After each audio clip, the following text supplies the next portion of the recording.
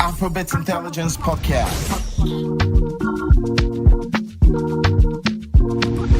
Afrobeats Intelligence, democratizing African music. So, I'm very particular about like your joy. You've been sharing a lot of your joy on social media. Something about, I read a tweet from you the other day about, thinking about this life and, getting it and how it feels and all of that. Yeah. What's up with that?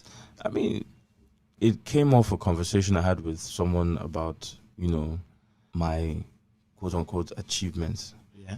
And it was like, you've done a lot. What's the next stage? Like, you shouldn't be driving this car. You shouldn't be. What do you drive? So for the last 9 years, I've been driving a Camry. I bought a Camry in 2013. I drive a Camry. Yeah, so I bought a Camry. It's a 2012 Camry. I bought it 2013, and I've had no reason to change the car. Yeah. Until recently, I changed it recently. But at the time that conversation came up, it was like, oh, you shouldn't be doing this. You shouldn't be going this. You should be wearing these type of clothes. You should be doing it. And I'm like, I achieved the goals I set for myself as a young person. I achieved them when I was like 26. Yeah. And so since then I've just been, during my 30th, I think I've just been grateful. Yeah. When you're just in a space where you look at where you're coming from. I mean, we're recording in my house. This and it's a beautiful office. Yeah. So this apartment, my mom used to clean this place. Wow. Yeah. For real? Yeah. My mom used This to particular work. apartment? Yes, this exact one. Your mom was a cleaner here. Yeah. And now her son is. So, the first day she came in to visit me, when we walked into the compound, it looked familiar for her, and she was like, I know this place.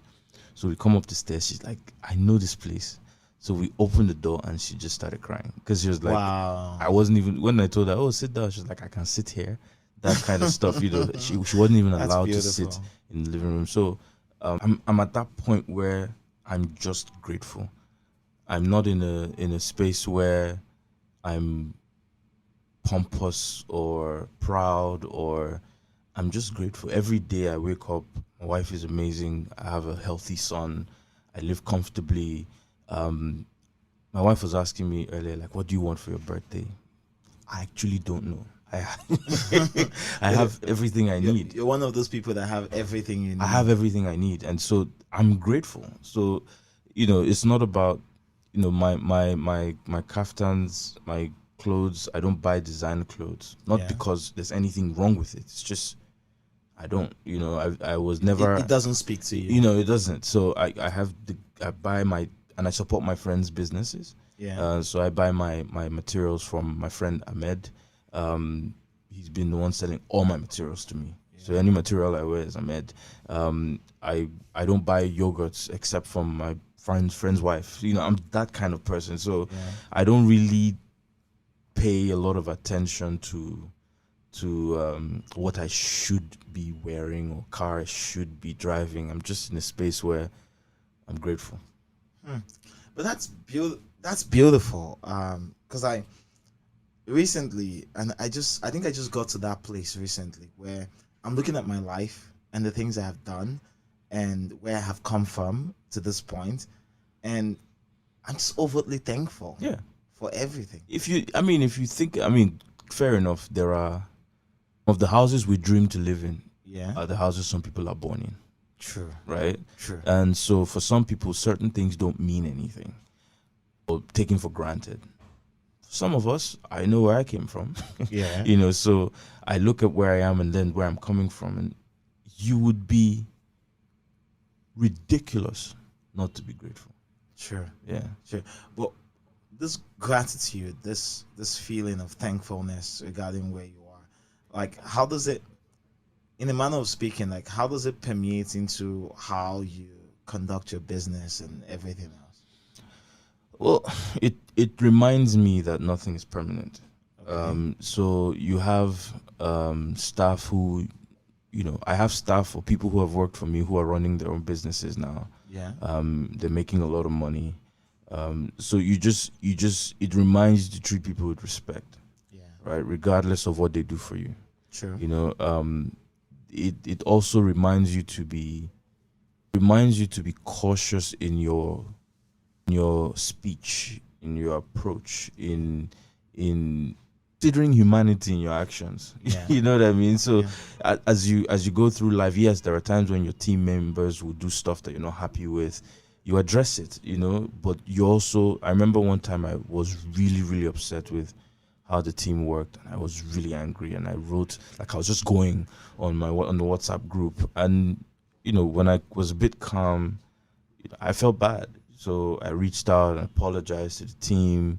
You know, told them, you know, that really wouldn't like to be in that position anymore where I'm that angry. So now I'm also a bit more cautious when I'm getting riled up. I sit back, I look at everything. You know, like right now I'm unhappy about something, right? But instead of reacting, I've thought through, okay, what would be the challenge? So I've interacted with them individually to understand what their challenges are, and then I've called for a meeting because now I know what the problems are. I want to now address those individual issues. Some of it is work related. So it's those that helps me review my approach with my staff, with my clients, with people. And if I lose an opportunity, I don't see it as a failure. I see it as, okay, it didn't happen, on to the next one. I don't dwell, I don't cry over stuff because I kill me. You know, I'm not defined by it, you know, so I just, you know, the deal didn't come. Okay, cool. Let's keep moving. What's the next one? It helps you just move on. You're just in the space where you're thankful for the opportunity to even have that conversation in the first place. And now you create something out of nothing. NBA, for example, was created of absolutely nothing. Right? So it was out of nothing. Like, I was in the bathroom, I was talking to my wife, and I said, you know, I have this idea. I think we should expand on MBA. I want to expand on the training program that I'm doing. And an idea, conversation. I went in, took all the MBA for African names onto social media. I bought the domain.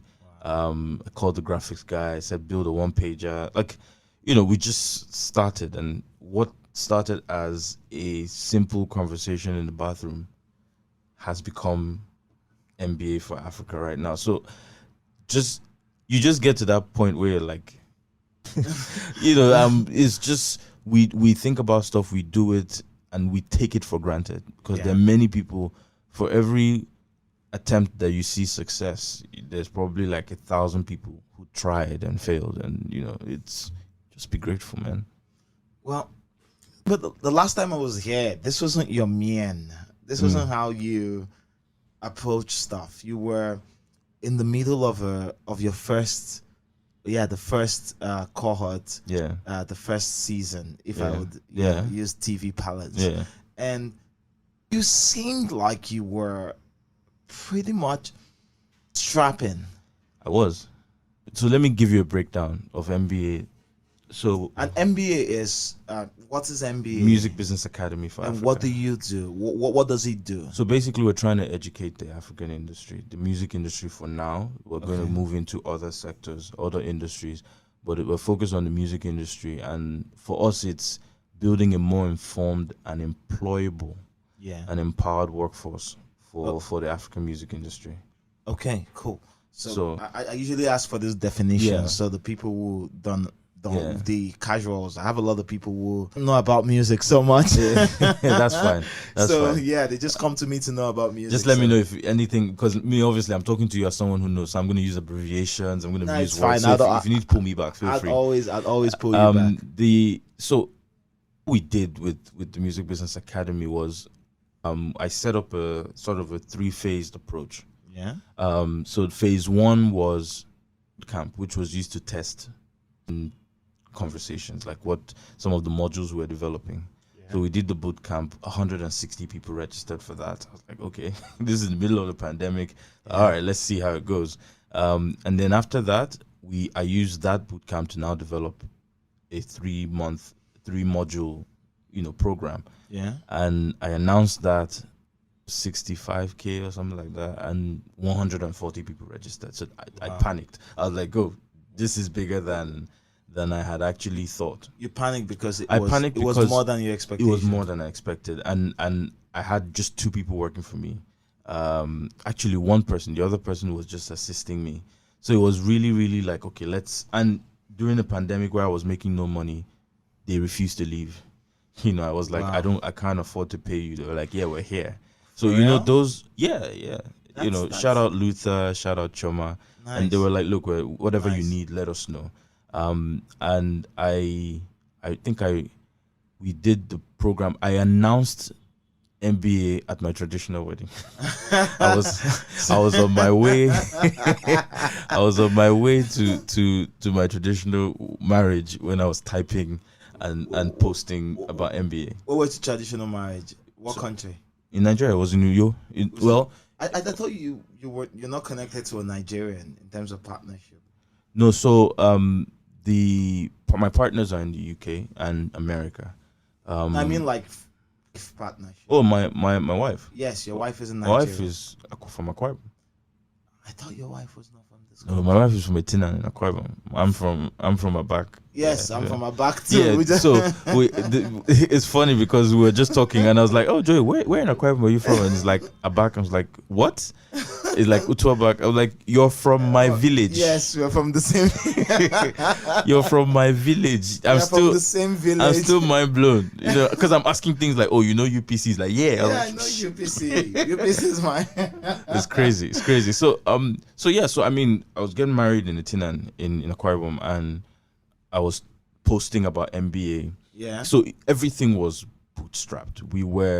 I had over 100 meetings in 2021 with Over 100 meetings. I spoke to MBA. Yes, I spoke to almost every bank. I spoke to all telco companies. I spoke to except one telco company. But I spoke to everybody in the rest. I spoke to almost every agency I could find. I spoke to everyone, and this is just Nigeria. Then I had conversations with all the platforms. My partner set up meetings with everybody, music platforms, record labels, management companies, everyone. And I think the only people that gave us money was Sterling Bank. Sterling Bank. Yeah, so Sterling Bank gave us, for the first program, they came on as partners. Yeah. And then they gave us money for the women's program. Audiomack gave us money for the women's program. Okay. Chartmetric gave us some money to support the program as well. That's nice. Yeah. Chartmetric. Yeah. I wouldn't have thought of that as, as a company that would support music. Actually, I reached out to Chartmetric for them to help us track the progress of the talent product program. And so they gave us free accounts for the students. They did a bunch, then they gave us money as well to support what we're doing. That's beautiful. I mean, it wasn't a lot of money, but it solved some problems. It solved a lot of problems. So my personal investment in MBA last year was about 20 million. Your personal investment. Yeah, I remember having this conversation with you. And so this is the second time we're having this conversation. Yeah. The first one was supposed to be written, but I've grown in skill and tech. Yeah. Yeah, I mean, it's cool. Everything happens when it's supposed to happen. Yes. And a lot of the time you spoke to me about how much you've invested in this, in educating people about music, in building up new professionals in the space, and creating a system where people are well versed in the industry. Yeah. People understand what they're doing in music before they go into the space. And how that plays out over time is you'd have these people become leaders of industry. Yeah. You'd have them do things the right way. You'd have them understand what it means to either handle a career or handle a business within that career. Yeah. So you mentioned that you spent 20 million. If I had 20, okay, I have 20 million, but but I'm not going to spend my 20.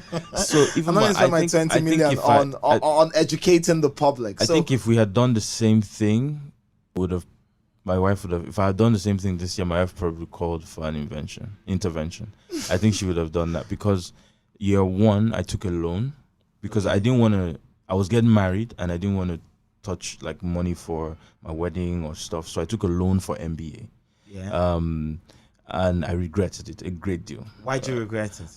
Because I think it was particularly about the company. I don't want to mention them. I've never been as stressed as I was. People were calling me every day to repay this loan. You know, like, oh, you not paid this week, or you've not done this. To service the loan. And so obviously I was depending on registrations to pay. I paid the money back, and I promised myself that I wouldn't. So I bootstrap, took some personal loans, reached out to people that I could trust, that I respect, and I said, look, this is what I'm trying to do. So I took loan from here, friends, family, and I was able to raise the money, and I ran with the program. And I didn't break even. From last year, I didn't break even. All of that loan, all of that money that you were indebted for. No, I paid the people back. Yeah, you paid them back. But what did that do to your finances? That's what I'm saying. I think if I had done it again, my wife would have called an intervention, because I had to dip into family savings. I had to, at some point even ask her for help as well. Just to say, look, on the home front, help me. I need to do this. And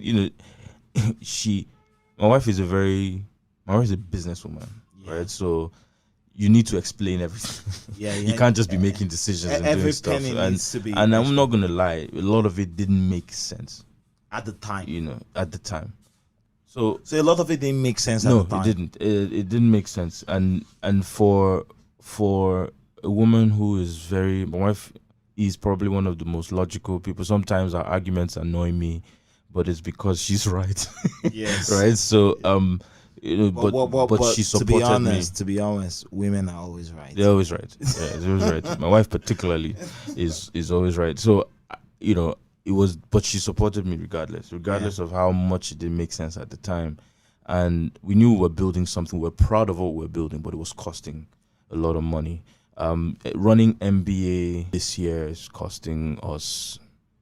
It's going to cost us about $300,000. Yeah. That's a lot of money. Yeah. So that's more than over 300 actually. That's more than I've ever held that in my hand. It's going to cost us that much, but it's because of what we're trying to do. Yeah. You can't the quality of what we're trying to develop. I mean, I'm grateful for the faculty and the guest members that are doing it for free. There are people who have said, you know what, don't pay me. I'll support. I'll do what I can. That's saving us money. But there are things that we can't compromise on. For example, I have a meeting later today. We're about to announce our partners, which by the time I'm sure this comes out, they probably be they'll be all in the public. But they're providing about. You can talk about your partners. Yeah, they're providing about $100,000 in for the talent project. So we have we're going to select 7 artists from across Africa this year. Beautiful. And we're giving each team. Each artist is gonna have a team from the students. Yeah. The students will work. So as they learn, they will practice with the artist. But they will have a budget of about $10,000, equivalent of $10,000 each, to work with. That's amazing. Yeah. So and then we have about $30,000 to market the EP. So we actually these are the things that are making the program cost money. The program itself getting. Some people will charge you money. Some people will say, because I don't have a relationship with them, some people will say, I'll do it for you.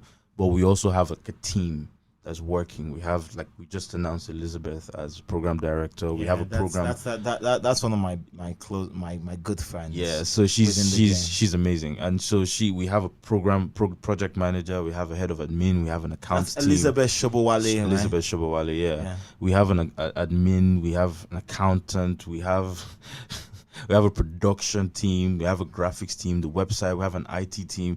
All of this costs money. Paying for the learning management system for the classes, because we want to ensure that people who pay, someone doesn't just distribute the link to the classes or whatever. So there's a learning management system you have to sign into to watch classes, to engage, do quizzes, etc. And all of this, and then we have to edit, we have to put it out, we have to market, we have to promote. That's a lot. It's a lot of money. And at every point in time, at every point where you have to innovate or build the systems around teaching people about music and how to be professionals in the space, it's an expense. It is. It's an expense on your book. It is, but you see, the thing is, I've not spent my money this year. Let's just put it this way. Let's just put it that way, right? That's so good. I've not spent my money this year, so we've been in a good place where we now know, okay, we can deliver this project with partners. You know, the partnership with YouTube is a running partnership. It's going to happen next year again, and you know they're amazing people. Adi is amazing. Christina is amazing, and so it's just those long term. I think Adi is amazing. Yeah, I've been speaking to her for a bit. We have had conversations across board, and I think she's really amazing. She's good. She's great. She's great. really invested in this space. She is very. And you know, those are the type of partners we want to work with. Like Music Ally, they believed in what we're doing before we had money. You know what I mean? They put their name behind the program. Yeah. They sent out releases. They spoke to their friends. They spoke to everyone. Music Ally, what people don't know is Music Ally has been training for the last 11, 15, close to 20 years. They've been training people in some of your biggest companies, from the record labels, the big 3 record labels, to Spotify, Amazon, you know, YouTube, Platoon. They've literally been involved in the development of the industry over the last decade plus. And so that's what we're trying to do. And they were like, look, we'll run with you. And I will say this, Music Ally didn't make money from MBA last year. You know, obviously we didn't make money, but they didn't charge me for anything, you know. And that's beautiful. You know what I mean? So I remember when the head of commercials, the commercial director was like, oh, you know, are we partnering? I was like, what do you mean are we? You know, it's because I mean, when money came, when we got the first sponsorship, I thought I understood where they're coming from, because most people would be like, oh, we have money now, we don't need you. But I was like, nah, like, we're doing this together. You know, we had an agreement that you guys would make some money from this. You didn't, and you're still doing this with me. I want to make sure that you guys are repaid for your support, for your loyalty and stuff like that. And then Dr. Carlos Chirinos, I didn't pay him. Yeah, you know what I mean? Like, you get to that point where you look at all the support that's coming, and you're just like, okay, how do I ensure that these people benefit from what we're trying to achieve and what we're trying to do? So for me, those are the things I'm focused on going forward. How do we build those long-term partnerships with people who genuinely care about our industry? Nice. Well, I'm thinking about this. Like, for you, I've known you since I've been in the industry. I got into this industry in, I think, late 2012. Okay. And early 2013. That's when I really got into this space. Yeah. And when you talk about Godwin Tom, you're talking about management. Mm-hmm. You're talking about finding ways to make artists go closer to the money. Yeah. And that's what you've done. You've done this with a number of artists that are pop stars right now. That people that command the greatest performance fees. Yeah. and you've done that like across industries in the entertainment space, like music, Nollywood, and a bunch of others. Yeah. For me, I'm just wondering, like, could have been anything. Yeah. You could have taken this. I know a lot of the careers within the industry are very entrepreneurial. Yeah. Now we've had like legacy platforms come in. People are going in-house to, you know, feed the machine. Yeah. But you didn't do that. Why? Why did you think it was important to teach people rather than go somewhere where you'd make money and do little work? Because of my calling. What's your calling? Nation building. Okay. In what sense? So not everybody who nation builds needs to be a politician. Okay. Right. And I don't feel comfortable doing anything other than developing people, building businesses, developing people to run those businesses, and finding ways that, you know, my saying is the true test of power and influence is in its distribution. How many people do you empower? Yeah, you tweet that a lot. Yes. How many people do you empower? How many people do you give opportunities? How many people do you open the door for and show the light? So everything I do is guided by that. It's not a. You're right. I could could be anywhere. It could be anywhere. It I could could be work in-house. I could literally work for I literally any had a company. conversation with you the last time when you considered going in-house. Yeah. And I mean, I'm open to it. And the reason why I'm open to it is because we complain about how things don't work. Yeah. In the industry. In the industry, but you can't fix if you're not at the table. True. Right? So as much as, and that's part of why we're training all these people, because we need people who know what they're doing at the table. And sometimes you need to roll your sleeves and get in and try and fix a problem. I remember I read a tweet the other day about somebody who was a company, but he was a client for a company. But you know how, platforms service multiple people. Yeah. So he was complaining about a particular bug that this app had, and he complained, nobody. So he applied to the company. Got into the position just to fix the bug, and after fixing the bug, this is what the person tweeted. He had a sigh of relief, and then he tendered his resignation. For real? He literally went in to fix his problem. And I think someone saw a problem, yeah, and complained about it for so long. Anything. Nobody did anything, and then he applied to that company that had the responsibility to fix that problem, and then he fixed the problem, and then resigned. Yeah, and I think that's balls, man. Yeah, but I also think maybe not resign in that manner, but more people need to do that. More people need to stop complaining and be part of the solution. And where can I sit in and be part of the solution? If we want to fix Koson, how do I fix Koson? Don't sit down and yell on social media.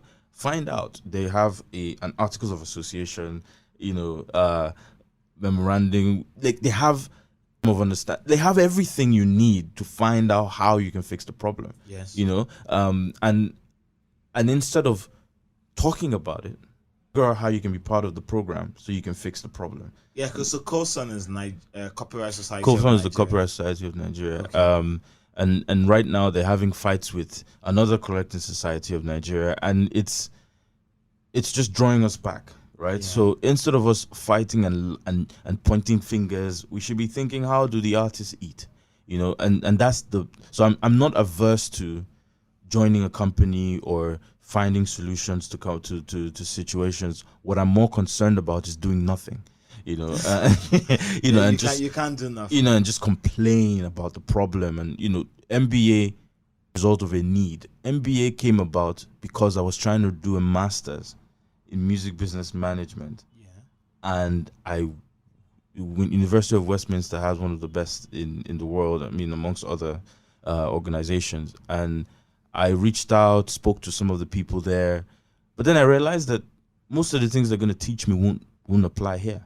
Yeah, because this market is a peculiar market. Very unique. Yeah, it's a unique market, so it wouldn't work. So I came back and I was like, okay, let me check Africa, where zilch, no university across the continent was offering it.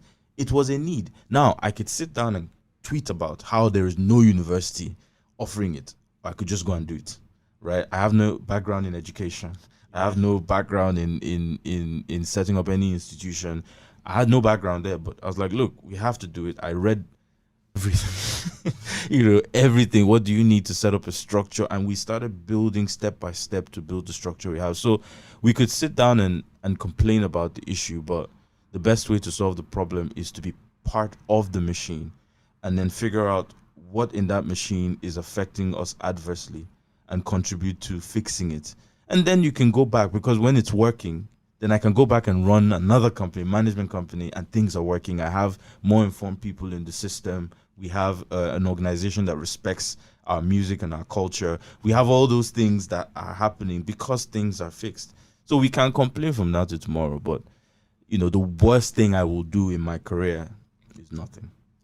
When you think about it, when you think about like the spaces we've been in and how a lot of the focus is basically on getting money, and regardless of whatever happens on the side or whatever, as long as an artist or whoever is running that artist gets paid, they're good.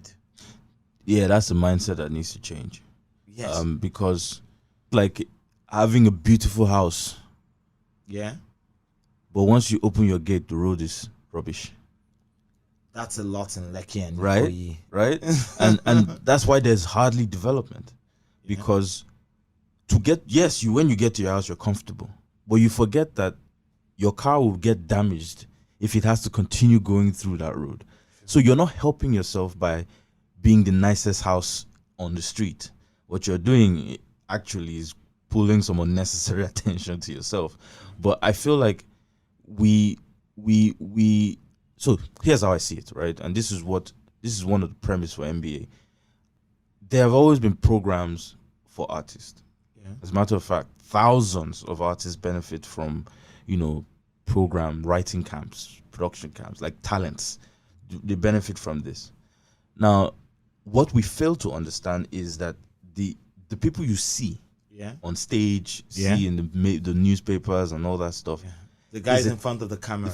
It's a tip of a massive iceberg, right?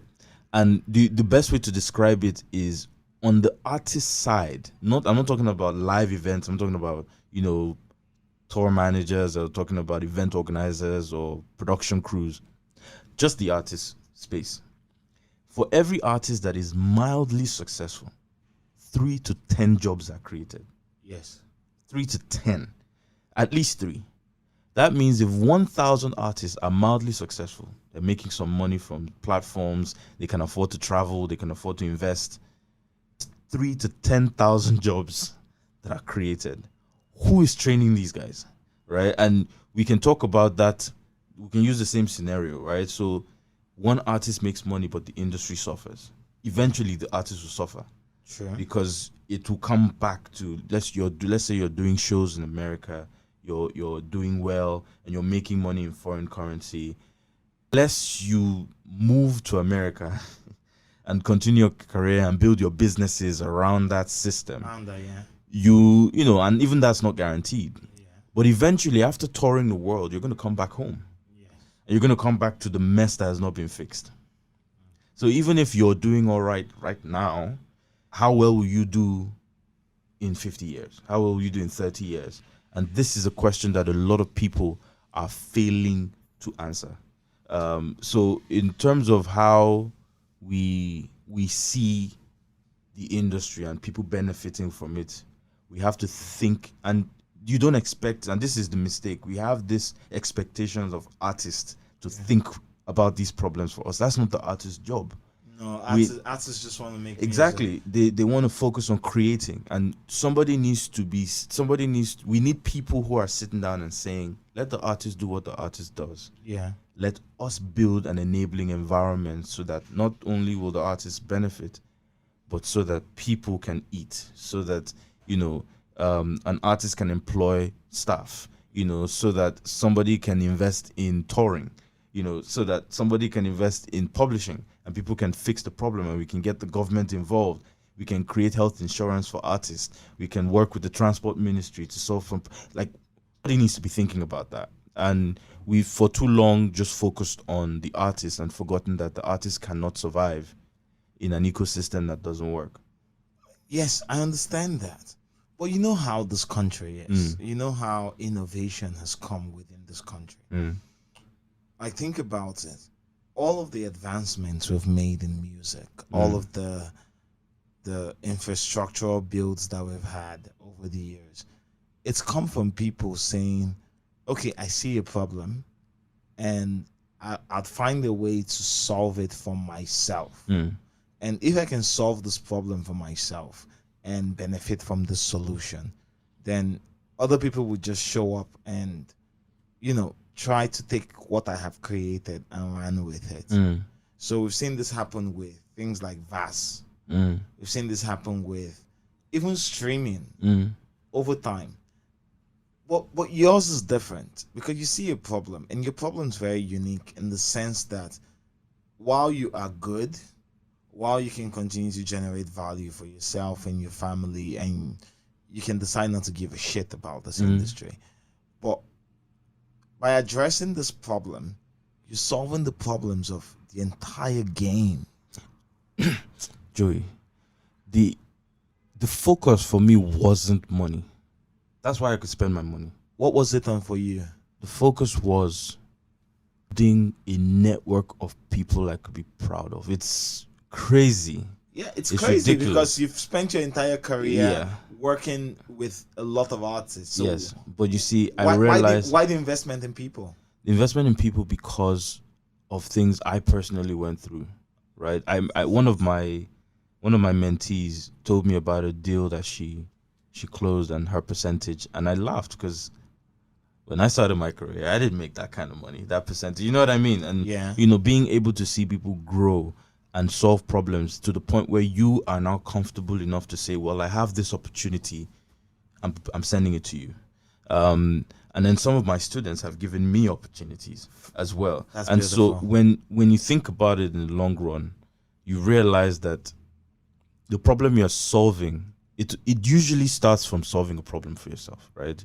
Yeah. There's a 5-point, I always say this 5-point process that I use for my personal life. Yeah. So there is whatever you decide to do, and I'll say something after this. Whatever you decide to do, you learn. You learn about it, you practice. That's the next step. After you learn, you practice. If you practice well enough, you're going to start providing solutions. Yeah. And when you provide enough solutions for multiple people, that gives you relevance. True. Right? What you do with that relevance is what gives you money. Yes. Right? Now, we're at a point where people are forgetting the importance of meaning. Right? So I chase meaning. I don't chase happiness. Okay. I chase meaning. Meaning gives me happiness because happiness is a fleeting thing. It's a thing that happens now. Somebody comes and dashes me a new phone. I'm happy. You're in a good mood. I'm in a good mood, But if that phone falls, if that phone falls while I'm excited and maybe I mistakenly hit this table and boom, it breaks, sadness, right? So it's fleeting. However, meaning is what keeps me going. Meaning is I want to build an industry where people are informed. Yeah. And by seeing, no matter how difficult it gets or how trying it gets, meaning is what keeps me there, because it's not that I'm happy all the time. But once in a while, I'm going to get a report from my student who just closed a deal and her artist just got a plaque from Tanzania, right? And then another day, I'm going to see my students who are running a company, managing major banks and Tenny the Entertainer. Then another day, I'm going to see my student as head of Ndondo, Nigeria. Is that continuous excitement that meaning brings, right? Yeah. And so for me, that's what I'm more focused on. And my meaning is, my role, as I said, is nation building, but nation building first through entertainment, and helping people grow into that place of confidence in themselves. NBA 21 gave me, outside my wife and my son, gave me one of the greatest joys in my life. Seeing people who started and did not believe in themselves or did not understand anything, going out at the end and saying, I know this thing. I can do this thing. That is the difference between me trying to spoon feed people, and trying to force information, and people saying, I'm going to commit, I'm going to try, I'm going to learn, I'm going to practice, and I'm going to provide solutions. And I have people already telling me, I'm making money here, I got this new job, I got this opportunity. Those are the things that make this worth it for me. That's beautiful. Because I know a number of people from your program. Okay, my network is very wide within this game. Yeah. And both like the established ones and the ones who are still coming up. Yeah. Like, because I always know, like, the people that will be established in 2 years or 5 years from now, they aren't established now. They're still trying to feel their way through the game. All my students are my colleagues. Yes, that's what it is. That's the best way to see it, or else you think you're bigger. No, all my students are my colleagues. They're going to finish the program. They're going to go out. They're going to do great. And we're probably going to sit in the same meeting. So have you ever been in any situation where you're sitting with a student in the meeting? Many. Actually, many. From shows outside the country to meetings in places, some organized by them, many. And how does that make you feel? Proud. Okay. Somebody said to me in 2019 that, why are you doing this? no, 2017. Why are you doing this? These people you're training will come and take your job. Yeah. And I said, I'd like to see them try. Not because I'm saying, oh, they can't do it, but because I'm not going to be sitting down, not developing myself as well. Yeah. And so if any of my students can take my artist from me, they deserve it. You know what I mean? If any of my students can take a client from me, they deserve it. But the funny thing is, my students are not coming after my clients. My students are developing their own business. They're creating their own opportunities. And so the thing people are most afraid of sometimes is the things that they would probably do. True. And one thing about the industry, so I've been in the business of like sharing knowledge, of mining the industry for the best parts of it, the most impactful parts of it, and finding ways to communicate that to the public in the best possible format. And when you talk to a lot of industry people, when you have conversations with them, you discover that the only reason why a lot of them hold knowledge, the only reason why they don't share with people and all that, is because they believe this piece of knowledge that they have, this OT, in the manner of speaking, this OT on how to move, how to make this happen, how to do that, it's what gives them their competitive edge. And giving it out and putting a lot of people onto their game undermines them, because eventually they would become obsolete. That's a horrible way to think through it. But that's the conversation I've had with a lot of people. I've had conversations with a few people. I'll give you the different scenarios of that statement. Okay. One is, people don't train people well enough because they think they will leave. That's valid, right? Like, I don't want people leaving me. Yeah, but you see, you don't own them. True. Right? So there is a particular value that you expect people to offer you. So instead, why don't you create a system where multiple people can pass through you and help your system grow, but at the same time, they don't feel caged into your system, right? And as you grow as a business, you can afford, if I'm paying somebody, let's say I'm paying somebody 50K, right? And the person has learned everything they want to learn. They've worked with me for 2 years and their salary has not increased. Not because I don't want to pay them. Maybe I don't have capacity to increase their salary. You can afford to increase. I can't afford to increase it. Am I going to tell that person, if the person gets a 100K deal, that he can't leave? Of course. That would not be fair, right? So it's you want to also grow and develop capacity, but you also want to recognize that people have ambitions too. Right? The same way you have this dream, they have theirs. And they have families. They have things they're worried about. They want to get married. They want to build a house. They want to buy a car. And they might not be able to buy it with the money you pay them. So I'm more focused on is, and this is what I say to people when they do that, is industry continues to change. Yeah. Constantly. So this information you think you have that is your way will become obsolete anyway. Why don't you build a symbiotic relationship with the people coming? Yeah. Because half the information I get now comes from my students. Yes. Right? Because they're on the cusp of the culture. They're there. They are. I remember going to a TV station, and when I started my career, that TV station, the people I knew there were the guys who were, the guys who were given instruction to arrange music, the guys who were in the library, you know what I mean? Some of the OAPs, I didn't know the program director, I didn't know anything. Those guys, as I grew in my career, they grew in their careers, right? Sure. And then they became station managers and became directors, program directors. And now I can make a phone call to them. So I remember one day I went to a particular TV station and I was going to see CEO, but I was trying to promote an artist, the new release. Yeah. And I walked in, young guys didn't talk to me. You know what I mean? Even if I was like, oh, let's have a conversation, they felt like anything they say, because I knew MD and I knew head of programs and I knew station, they were like, if I go and say the wrong thing now, he'll go and report to me. Or, this person is not my mate. What do we want to discuss? It was difficult. The way I got through that was I got my team to do those conversations, and it was easier for them to have those conversations because they were at the same age, they understood each other, they hung out at the same places, they connected better. And you get to that place where this information that you think you're hoarding people are going to be forced, which is why every generation rebels, Yes. right? Yes. And if you truly want to teach people not to denigrate social structure, welcome them. You have to open the door and sit with them and help them understand why things were working the way they were and how they can change and make it better. I took a picture one time. I was in London, Yeah. and I was sent to go and buy Aptamil for my son.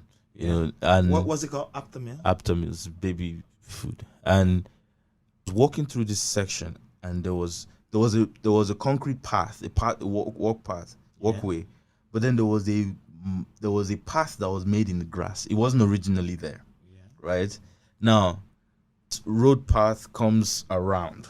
Yeah. The path on the grass goes straight. Yeah. That's the hypotenuse. Yeah. Now, I looked at that and I said to myself, this is the difference between existing structure and rebellion. Sure. Rebellion is needed for societies to move forward. Yes, to grow. But that rebellion has to come from a place of knowledge. And the only way you know is to break a rule. Yeah. You have to understand it. You have to know why it exists. True. You have to know what it's for, so that when you break it, you don't destroy the structure in its foundation.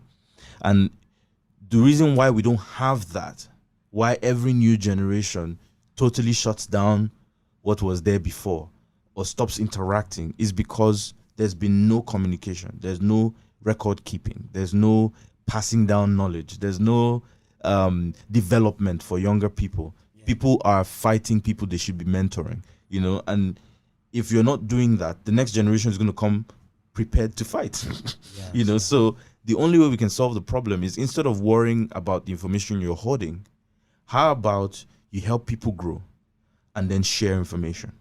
Because new information will come anyway. And the older you get, the less. I used to do 5 cities in 7 days. Yeah. I can't try it now. Yeah. You know, I don't have the facilities to get on a jet and fly. I have to go through commercial flights. I have to chase,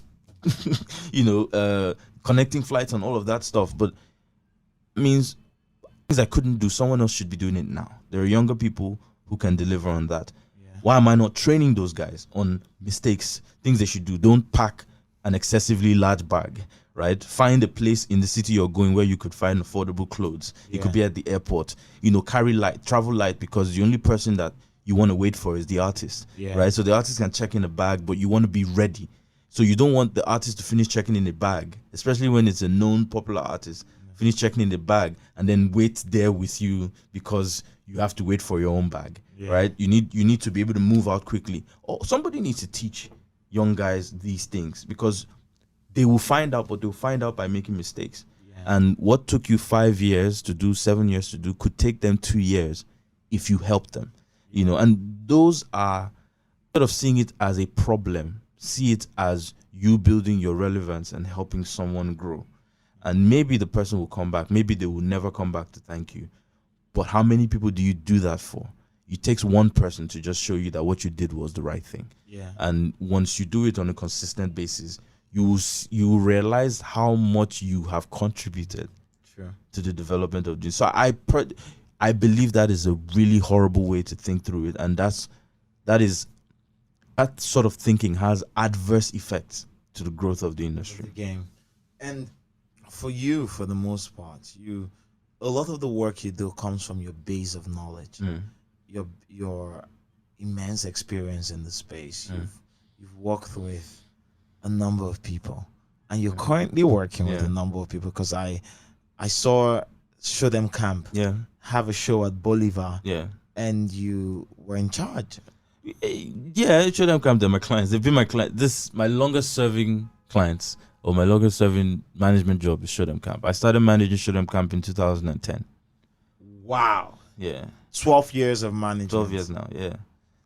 We're literally business partners. They're my brothers now. Like, we're talking about Hawaiian Festival. We're like, okay, how much money is everybody bringing?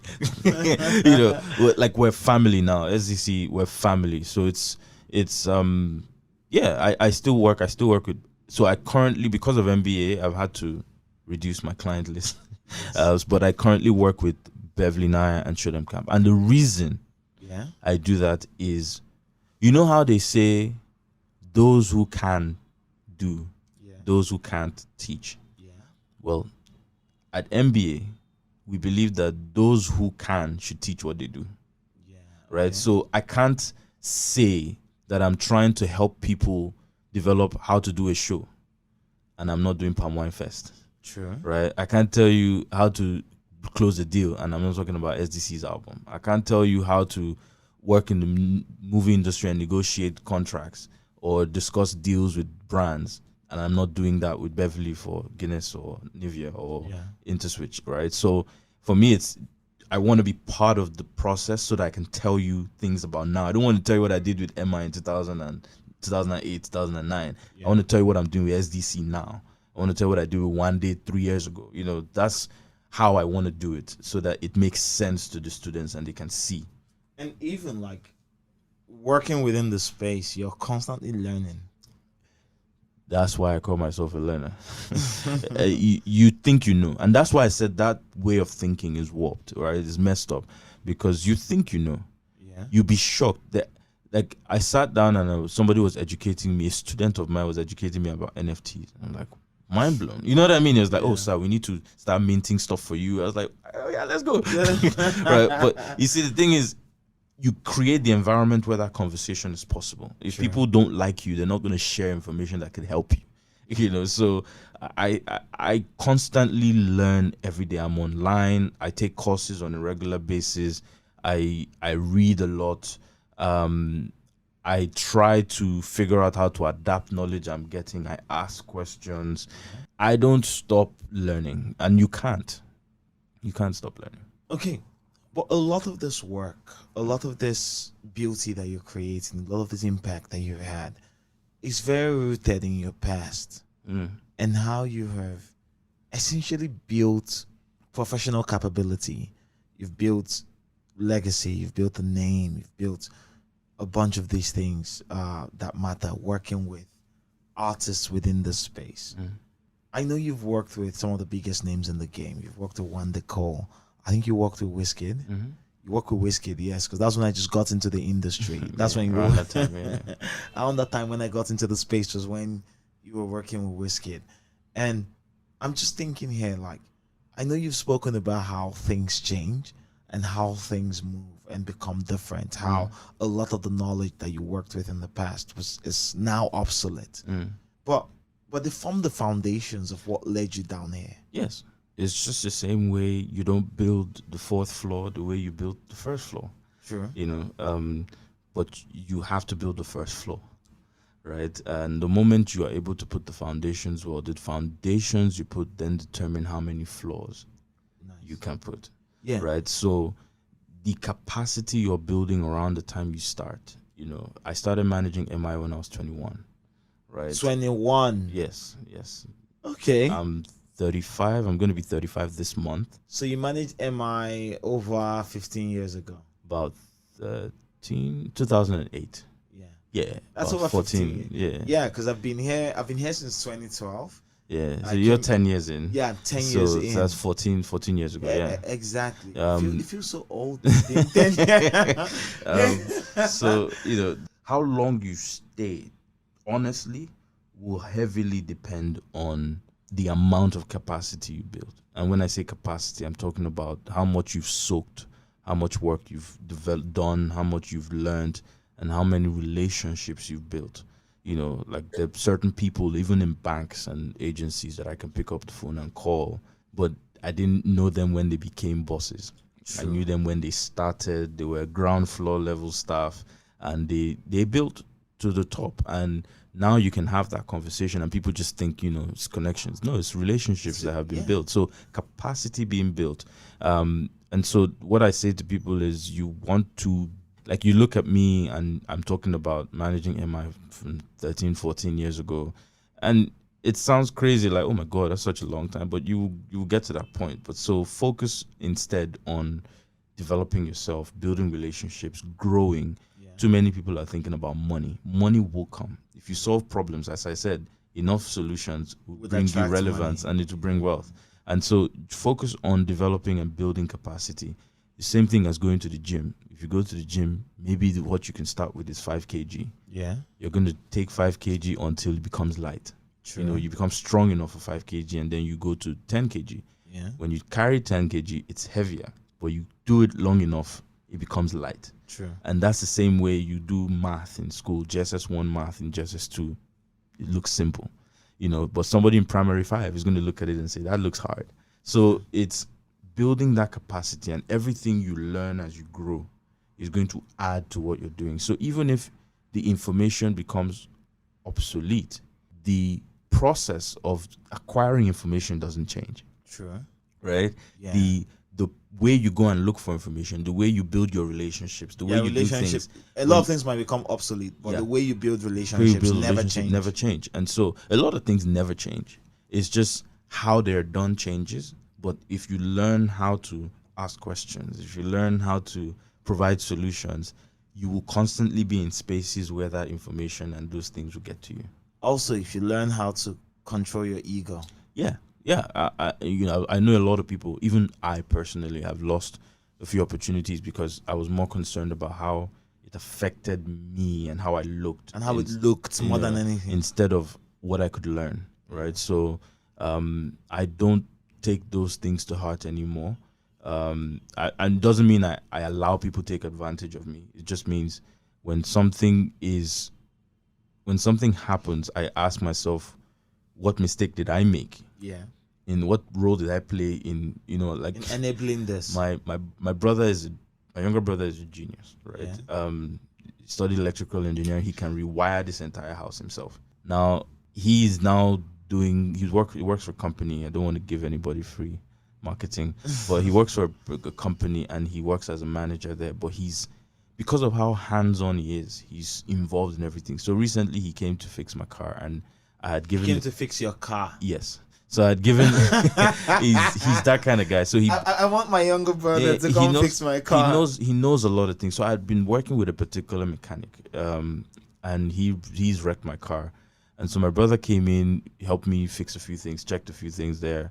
So there's a knob on my radio, right? You know, this Tesla screens, Android screens people have. I have one of those. I really don't like them. Why not?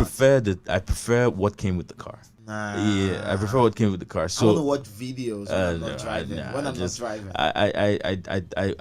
I told him to fix the knob. Okay. Yeah, the volume knob, and he told me, "Oh, God, it's not working. It can't work." And I was like, "What do you mean it can't work?" It's like, "It can't work. You might need to change the whole thing." So I thought he wanted to get a new one of that entire system. So instead, he bought this other thing, and when he brought it to me, I was like, "This is not what I asked you to do." So my brother came and fixed it, right?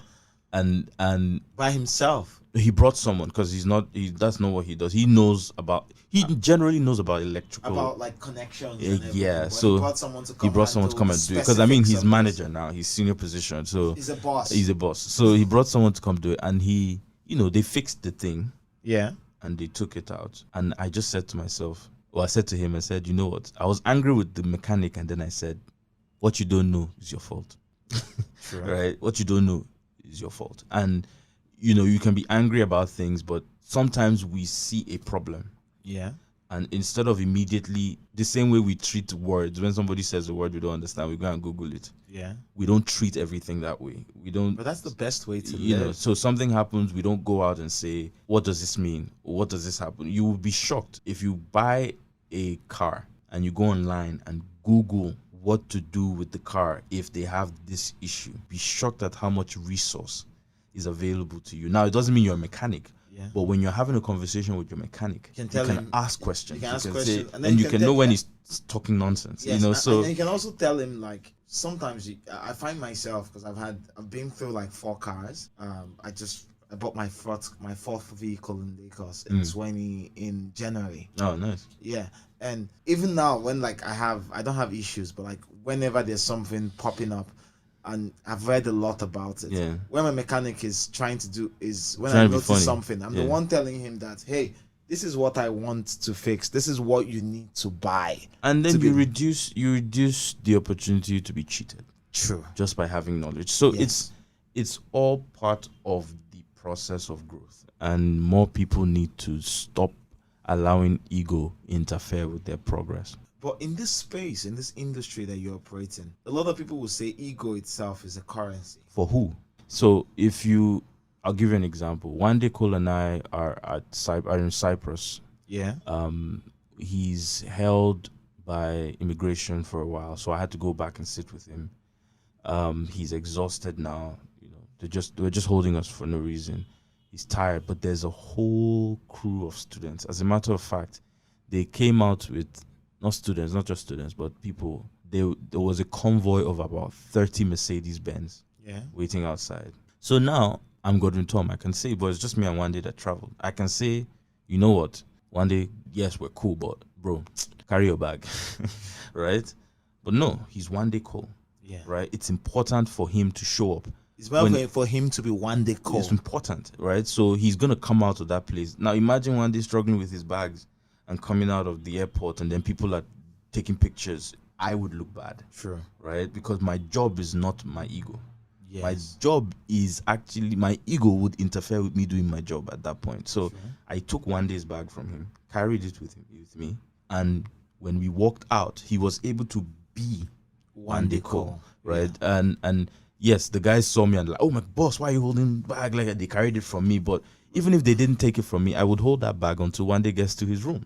And so the ego people talk about is what currency for who, right? As a manager, you're protecting the interest of your artist, right? At the label, you're protecting the interest of your music. You know what I mean? And so it's like, what are you egotistic about? Yeah, so you were saying, like, with an artist, like, okay, you've been a manager for a bit. You just give me an example of how you had to reduce your, like, of how you had to, like, overcome your ego to be able to do this.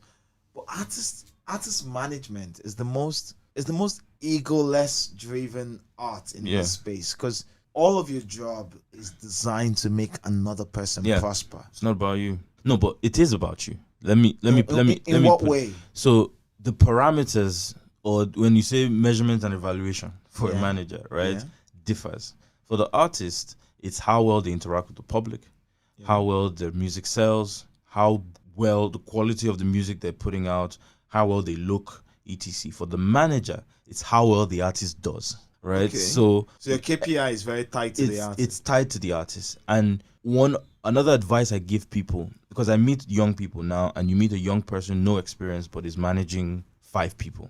Yeah. Right. And I usually explain to them that this is a risky endeavor, because you need to build capacity with one and then develop. And how you do that is, let me give you a scenario. So there's a massive building in front of you, right?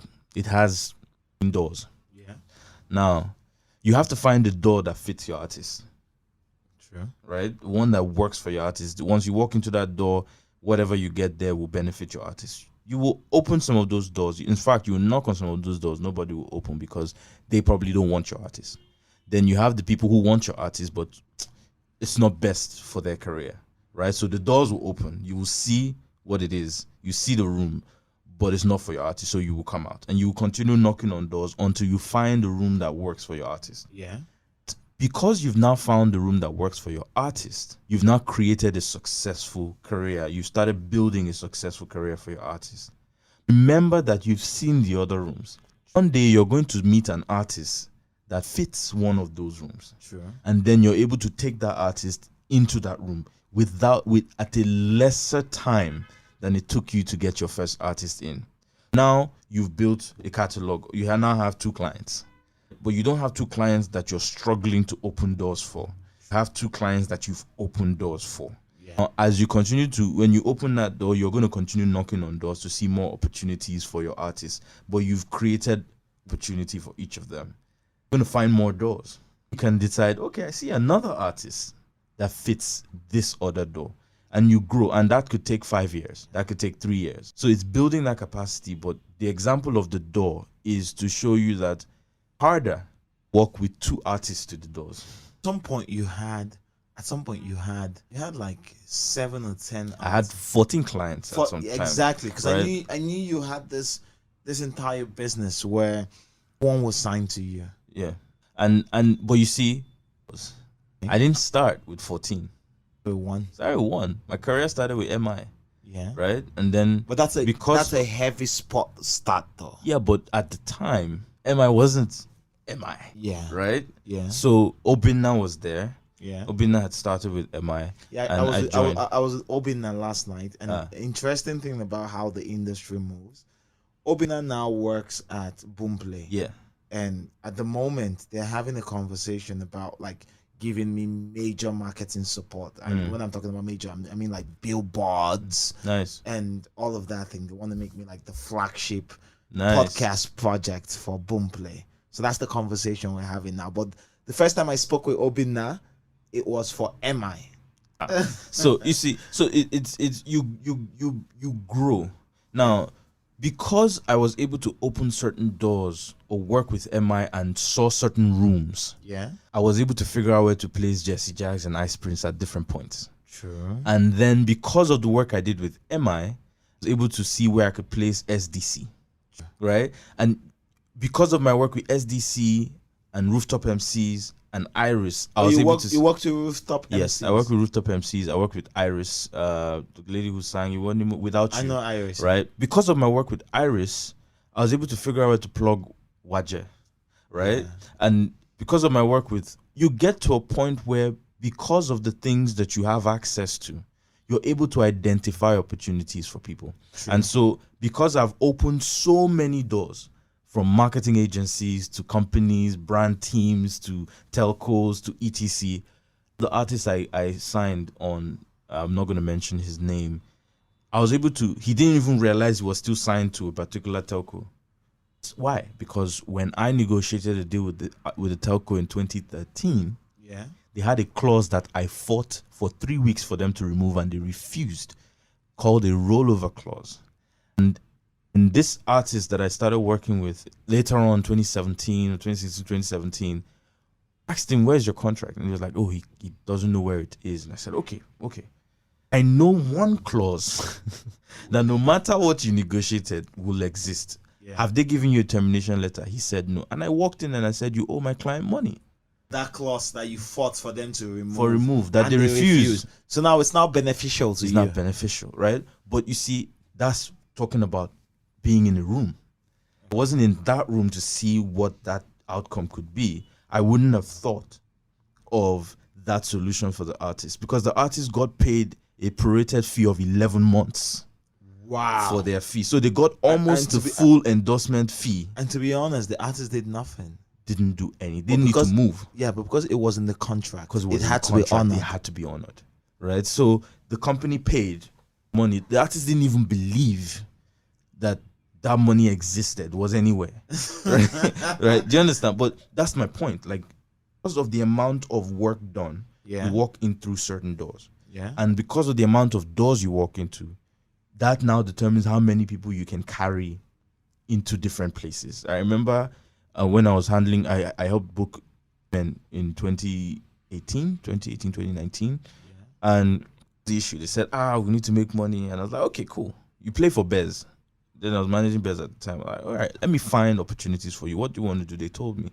And I just went out, knocked on certain doors that I knew those opportunities existed and made them money, right? But I couldn't do that if I didn't know where those doors were. And so my advice to people is build capacity and then it becomes easy because what happens is, as I said about the doors, let me give you an example. Let's say you're pitching to artists. Yeah. And then one door opens, but it's only good for one of them. Yeah. Two of them are looking at you.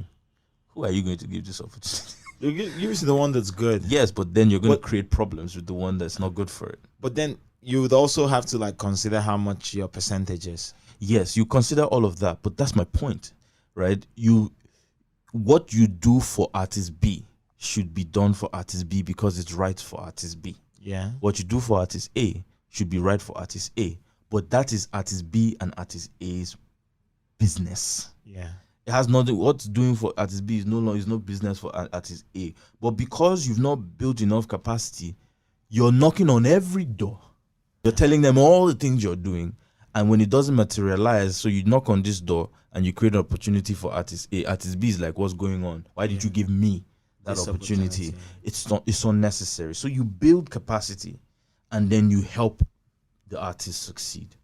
But then you also understand something about artists. I've been in this industry for over 10 years, and I've noticed something dealing with artists. Like when I deal there, I like to deal with artists with their managers because artists stress me. But in the event, over time you get to meet people you like or people that connect with you on a personal level, and you'd have to deal with them because even though you deal with their management, it's just to inform them that I'm doing this with this artist. I want you to know because you're in charge of their business. But this is what I and this artist have agreed on. And you discover something about musicians and everything. Emotions that are all over the place. Number two, they are very paranoid that they get to the point where they doubt everything. They question everything because they feel like anything that happens has to belong to them. And then on the third count, that's the second count. On the third count, artists just want to be happy. Oh, I used to think that. Okay. Yeah, but it's not entirely true. Okay. In what sense? So, a few exceptions. Yeah. But most artists think emotionally. True. Yeah. And most creatives think emotionally. Yes. Because they have to feel things. That's how they survive. That's how they navigate the world. Yeah, exactly. They have to feel things. And because they have to feel things, that takes over a large part of how they make decisions, how they react to things. And so I could read a text message and show an artist, and the text message didn't mean anything to me, but it offends the artist, right? Yeah. So we need to also learn not to expect them to think like us, because that's part of the challenge, right? Our expectations of them. You have people who are dealing with the same insecurities as me and you. Yeah. But there's a camera on them. True. Right? They're under the microscope. They're under the microscope of everybody. Any little mistakes that all of us get away with, they're punished for. Yeah. And so that will cause paranoia for anyone. True. It will cause you to be cautious about what you do. That's one. Two, because they're in the light, everybody sees them. And because everybody sees them, anybody with any type of access will approach, including unscrupulous people. And so you have situations where artists are hurt and burnt. Yeah. And so they react to things that way. You know, so if an artist gave an interview where they were promised that the particular topic would not be brought up, it is brought up.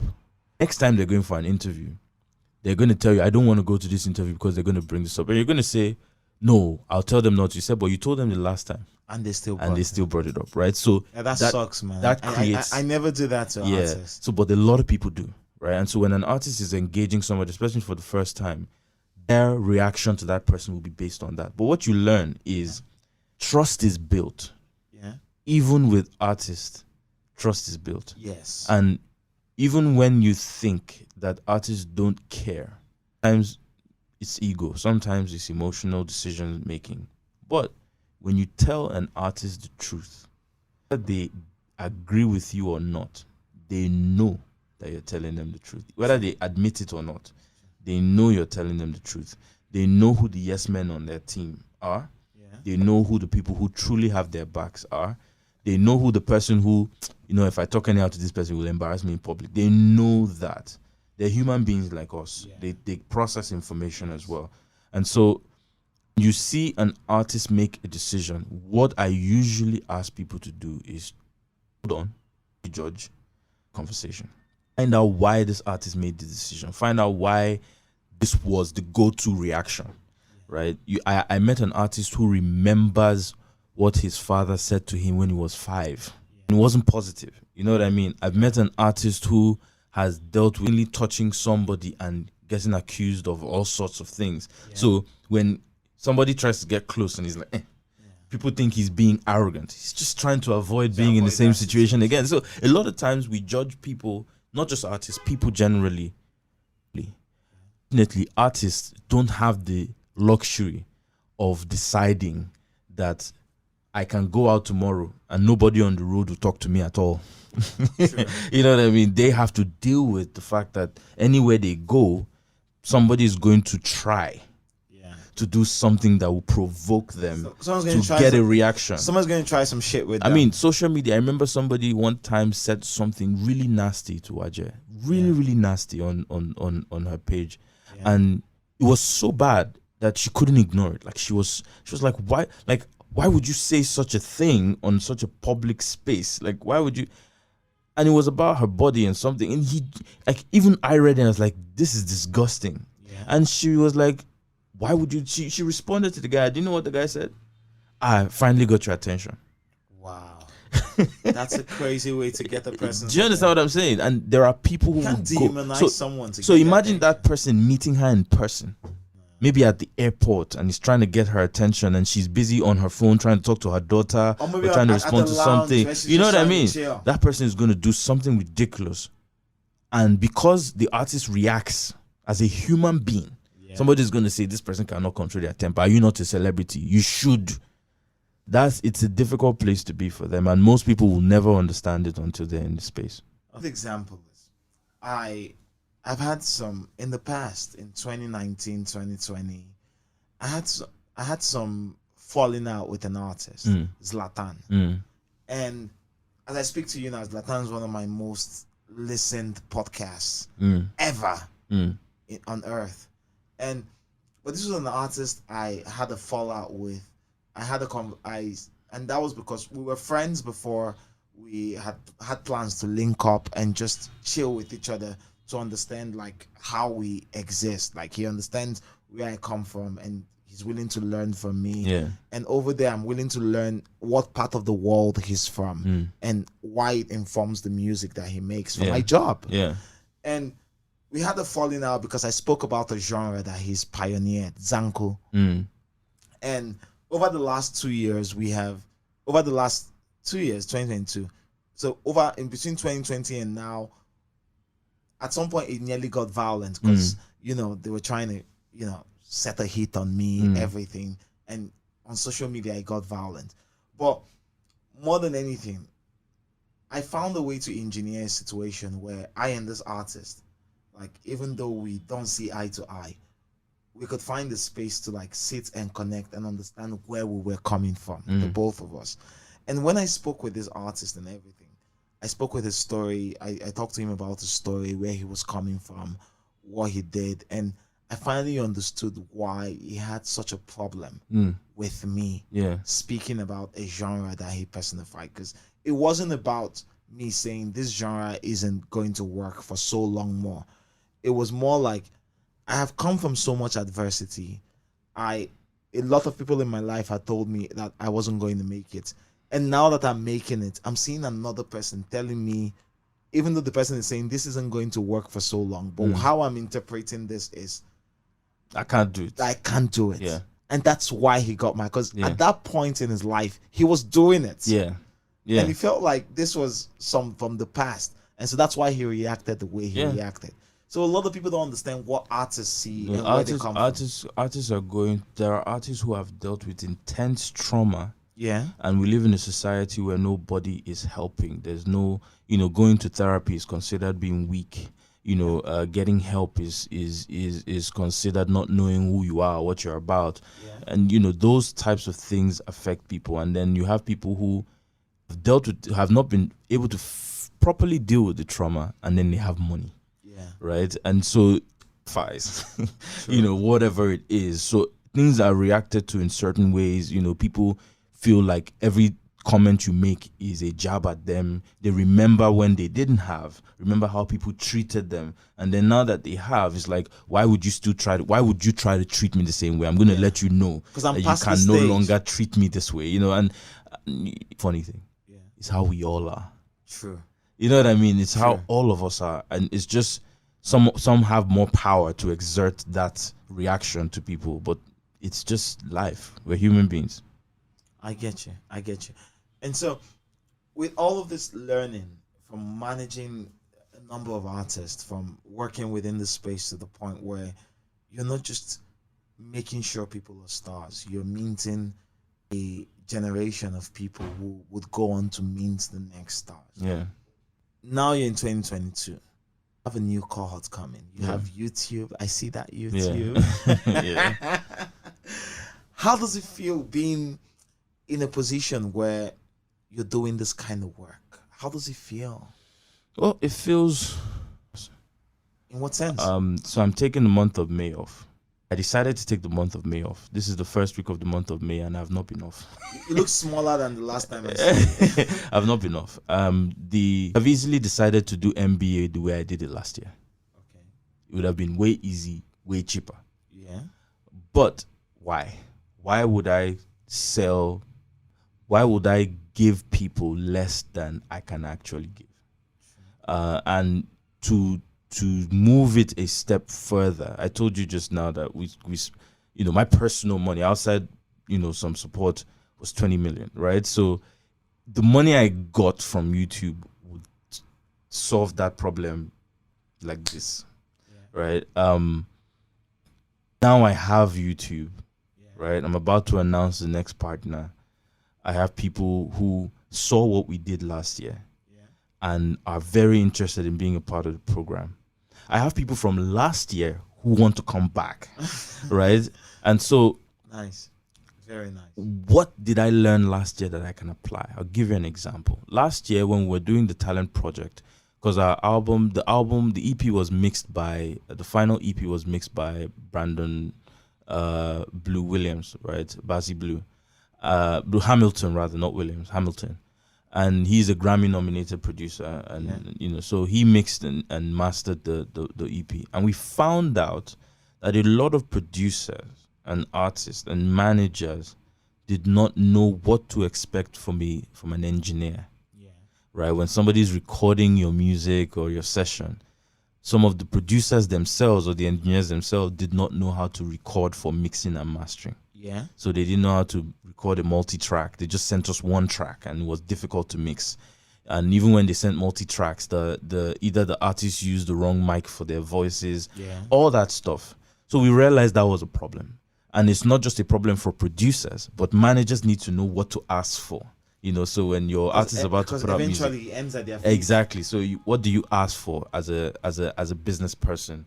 When you're talking to distributors or platforms to distribute your music, how should the mixing be? How should it be mixed for distribution? Should you do multiple mixes of the song? If you're doing CDs, how do you mix it? If you're putting it on streaming platforms, how do you mix it so it's enjoyable? Because the streaming platforms have to compress the sound. Yeah. So at what level do you? So all those things are questions that a lot of people don't know. So we added that module to the program this year.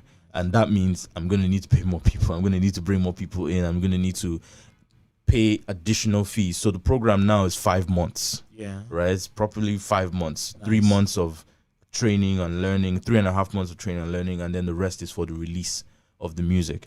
So there's constant growth. And constant growth is uncomfortable. True. And it's been quite uncomfortable for us this year. New team. Some of the people are people who have never done this before. The head of admin for the program now was a student last year.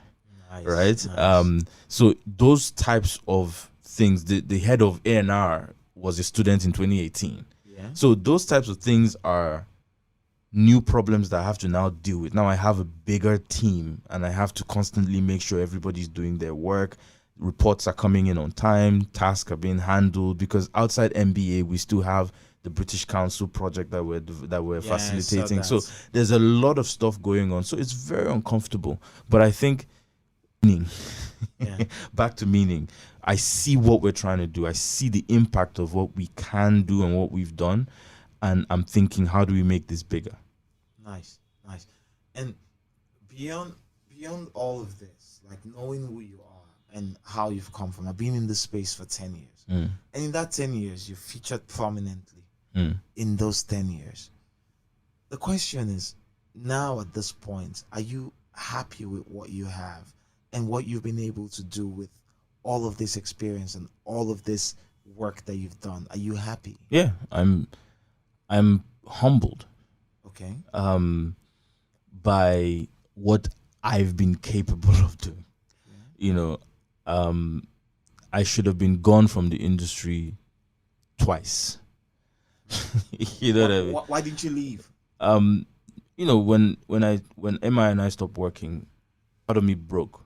You know, but I decided that I was going to build something off of that. Yeah. And then when Wizkid and I stopped working, that devastated me. That one was a bit different because I was getting used to a different lifestyle. Yeah. I was making money, and then boom, you know, brand managers were not taking my calls, agencies were not taking my calls, and so I had to rebuild. And for the first time in my life, I was building as Godwin Tom, not Godwin Tom, Emma's manager, Godwin Tom, Wizkid's manager. I was building as Godwin Tom, and I focused on doing that. So everything that has happened now has humbled me to just see the possibilities of what I'm capable of. Right? So I sit down, I look at situations, and I tell myself, I can actually do this thing. You know what I mean? Like, you just sit down, you're thinking to yourself, I can actually do like I can think of something and I can actually do it. And I think that is part of the amazes me the most. Yeah. You know, I'm happy I've been able to do a lot of these things, but I'm more humbled by my capabilities. And at this point, what really matters to you? Meaning. Yeah. That's why I'm not everywhere. That's why I'm not friends with everybody. You know, that's why I'm focused on what I'm meant to do. That's why I don't think that I'm better than anyone. That's why I only compete with what I did last year. That's why I'm looking at NBA last year and I'm saying to myself, how do we make it bigger? Yeah. And so for me now, meaning is what drives everything. Why I do what I do for my children, my wife, why I do what I do for my family, why I do what I do for my students, for my staff. Meaning, if it puts things in perspective, and for me, it matters. So NBA is currently in a would I from the conversation I would say NBA is currently in a good place. And you have your partners, you have your sponsors, you're about to announce more people willing to partner with you in this journey to building an ecosystem of people who are willing and able to do the job of amplifying African music, of pushing, you know, the business practices to the most standard phase that it would ever get to. Yeah. And that's a key part. You're like, I used to watch Spartacus a lot. You're like the doctore of this space. And at this point, and I know you've done a number of things, and this is what is holding your attention right now. Yeah. I know you do a lot more. This is still day one. Yeah. In the manner of speak. For you, what makes it all make sense for you? Like, how do you make sense of it all? Like, you've had a long past, that young and successful past. You're having a very brilliant and successful present, and the future is already in the works. Yeah. What makes it all make sense for you? I have 3 goals in life. One is to be the best version of myself, and I know this is cliche, but it's not for me, because the other 2 goals are, well, to be the best version of myself for my wife. Okay. Yeah. That's beautiful. I'm Godwin Tom in outside, you know, I'm this guy who I walk into a room, there's respect, there's all that stuff, but I'm a baby at home. Yeah, of course. You know what I mean? Like, I really genuinely enjoy coming back home. Like, when I'm out, I can't wait to go home. Yeah. Right? And so for a woman who gives me, for me though, I can't wait to come back to your home. for a woman who gives me that level of, and it's not just how beautiful the house is, it's also how peaceful it is, you know, like, I'm genuinely happy. Yeah. So least I can do is be the best I can be for that person. True. Where my wife should never not be sure of who I am to her. True. never. She should never doubt who I am. We will argue about things, but there's certain things that she knows that that's not my husband, right? And my job is to never put her in that place where she ever feels that way. And so being the best version of myself, yes, for me, but because of the people who genuinely care for me, and I owe them that much. And number one on that list is my wife. Yeah. And I tell her, I love my kids, but they're gonna leave. Eventually. They're gonna leave. At 14, my boy is gonna be looking at babes, whatever. But when he's done with school, it's nature for them. Do you understand? He's gonna leave, and I don't want to be with a stranger 20 years later. So we go out for dates every week. We spend time. So that's one. The second goal is to be able to have dinner with my kids more times than I don't. Yeah. And people hear that and think, random, that's normal now, you should have dinner. But no.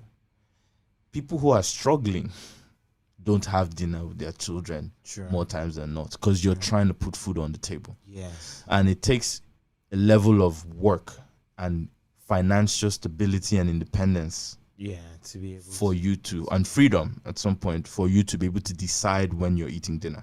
True. Right? So that's the second goal. So while my goal isn't to make money, I need to make money for that dream to be achieved. Yeah. Then the third goal is to be able to sit my children down and tell them how I've made every single penny I've made in my life. Yeah. I want them to feel proud in what I leave for them. Yeah. I want them to feel like I don't want to be a hypocrite. Yeah. I want my children to do what I do, not do what I say. And because right now they won't do what I say anyway, they will do what I do. Yeah. Right? So I want to ensure that I'm keeping that as a measurement for them to say, I don't have to be like my father. I don't have to do what he did. Yeah. But there are certain principles that he has applied that I've seen work for him. And even if the world tells me contrary to that, I don't believe them because I've seen it work. Yeah. And that, for me, is the goal. Those three things are why I live. Yeah. So everything I'm doing contributes to that. Yeah. I'm doing things that seem very difficult, very, very stressful and difficult, because I want to ensure that at the end of the day, I can actually do the math and show you the workings. I can show you, if you do ABC, you will get XYZ. And if you don't believe me, see. And more than anything, you're doing it in a space where the maths almost never, in American, Black American English, African American English parlance, they say the math is not mathing. Yeah. But in a space where the math never maths. There's a reason why it's called social sciences. Yeah. There's a reason why business is called social sciences. Sure. It's scientific. Sure. And the problem is, and people say things like, oh, there's no structure in Nigeria. That's a lie. Yeah. There is structure. We just don't know how to package it. Sure. Because Wizkid went out and did Sounds from the Other Side, and it flopped. True. And came back and did Soccer. Yeah. And it popped. It popped. Burna Boy says, yeah, yeah, yeah. And then somebody in America is going to say, man, that nigga talking shit. Yeah.